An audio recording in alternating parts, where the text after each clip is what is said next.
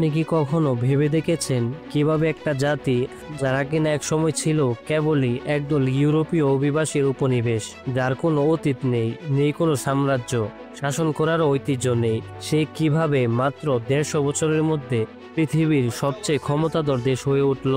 এর উত্তর লুকিয়ে আছে শুধু অস্ত্রের ঝনঝনানিতে নয়, বরং এক জটিল মিশ্রণে: আত্মবিশ্বাস, অর্থনীতি, সামরিক কৌশল, কূটনৈতিক পরিকল্পনা ও রাজনৈতিক দূরদর্শিতায়।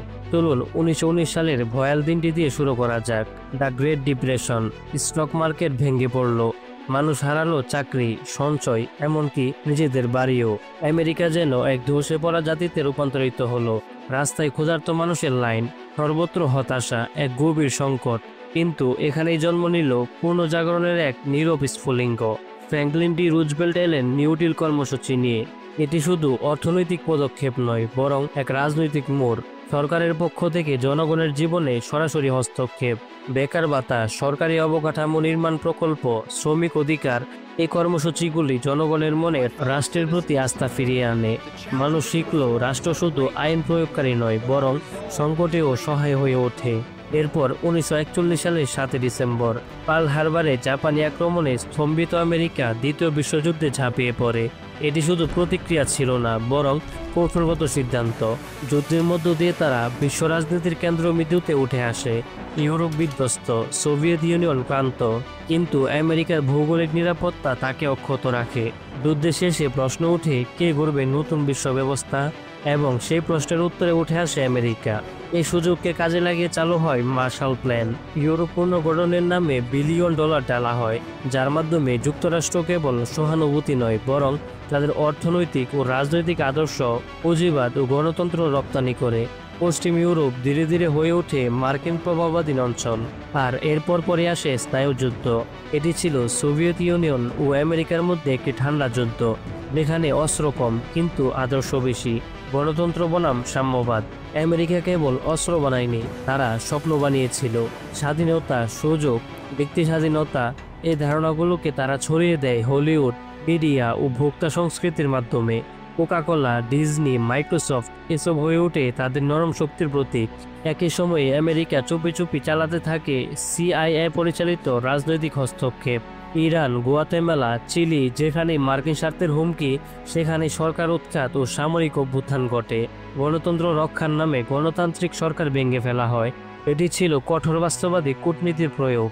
তাদের কৌশল ছিল সহজ: যদি তুমি বন্ধু হও, তাহলে উন্নয়ন ও নিরাপত্তা পাবে; যদি না হও, তবে ক্ষমতা হারাতে পারো। তারা গঠন করে বিশ্ব bank, IMF, NATO, UN security council এসব সংগঠনে নিজেদের মূল আসনে বসিয়ে দেয় এবং বিশ্বকে তাদের নীতিমালায় পরিচালিত করে। আমেরিকার অর্থনৈতিক আধিপত্যের আরেকটি স্তম্ভ ছিল ব্রেটন উডস এগ্রিমেন্ট। 1944 সালে 44টি দেশের প্রতিনিধিরা একটি নতুন অর্থনৈতিক কাঠামো তৈরি করতে মিলিত হন। এই চুক্তির মাধ্যমে মার্কিন ডলারকে আন্তর্জাতিক বাণিজ্যের প্রধান মুদ্রা হিসাবে ঘোষণা করা হয়। এর ফলে ডলার হয়ে ওঠে সোনার মতোই মূল্যবান এবং সারা বিশ্বের অর্থনীতি আমেরিকার হাতের মুঠোয় চলে আসে। যখন কোনো দেশ আন্তর্জাতিক বাণিজ্য করতে চাইতো, তাদের ডলার ব্যবহার করতে হতো। এর ফলে সারা বিশ্বের কেন্দ্রীয় ব্যাংকগুলো তাদের রিজার্ভে বিপুল পরিমাণ ডলার জমা শুরু করে। আমেরিকার জন্য এটি ছিল এক অসাধারণ ক্ষমতা। তারা নিজেদের মুদ্রাকে বিশ্বের মুদ্রায় পরিণত করেছিল। এর ফলে তারা নিজেদের অর্থনীতিকে চাঙ্গা করতে পারত, কারণ বিশ্বের চাহিদা ছিল অফুরন্ত। এটি আমেরিকাকে বৈশ্বিক অর্থনীতিতে এক অনবদ্য নিয়ন্ত্রণ দেয়। স্নায়ুযুদ্ধের আরেকটি দিক ছিল স্পেস রেস। জন এফ কেনেডির ঐতিহাসিক ঘোষণা, আমরা এই দশকে চাঁদে যাব। যদিও নাসা 1958 সালে প্রতিষ্ঠিত হয়েছিল, তবে কেনেডির ঘোষণায় এটি এক নতুন গতি পায়। এটি ছিল সোভিয়েতদের মনস্তাত্ত্বিকভাবে হারানোর একটি চতুর পদক্ষেপ। এ সময়ই সিলিকন ভ্যালির উত্থান ঘটে। কম্পিউটার, ইন্টারনেট ও প্রযুক্তির নতুন দিগন্ত উন্মোচিত হয়। এর অনেকটাই শুরু হয়েছিল মার্কিন সামরিক গবেষণা ও বিনিয়োগ থেকে। এই প্রযুক্তি পরবর্তীতে হয়ে ওঠে তথ্য ও মতামত নিয়ন্ত্রণের হাতিয়ার। যুদ্ধক্ষেত্রে পরাজয় ছাড়াও আমেরিকা কৌশলে সোভিয়েত ইউনিয়নকে পরাজিত করে। 1989 সালে বার্লিন ওয়াল ভাঙে। 1991 সালে সোভিয়েত ইউনিয়ন ভেঙে পড়ে। আমেরিকা হয়ে ওঠে বিশ্বের একমাত্র সুপার পাওয়ার। তারপর আসে 2001 সালের 11 সেপ্টেম্বর। শত্রু আর রাষ্ট্র সীমানায় সীমাবদ্ধ নয়, শুরু হয় আরেক যুদ্ধ। যদিও প্রমাণ না থাকা সত্ত্বেও আমেরিকা ইরাক আক্রমণ করে, কারণ সেখানে তেলের আধিপত্য ও ভূরাজনৈতিক প্রভাব গুরুত্বপূর্ণ ছিল। এই যুদ্ধে শুধু মধ্যপ্রাচ্য নয়, গোটা বিশ্বকে দেখিয়ে দেয় যুক্তরাষ্ট্র চাইলে যে কোনো দেশে যে কোনো সময় যে কোনো সরকারকে চ্যালেঞ্জ জানাতে পারে।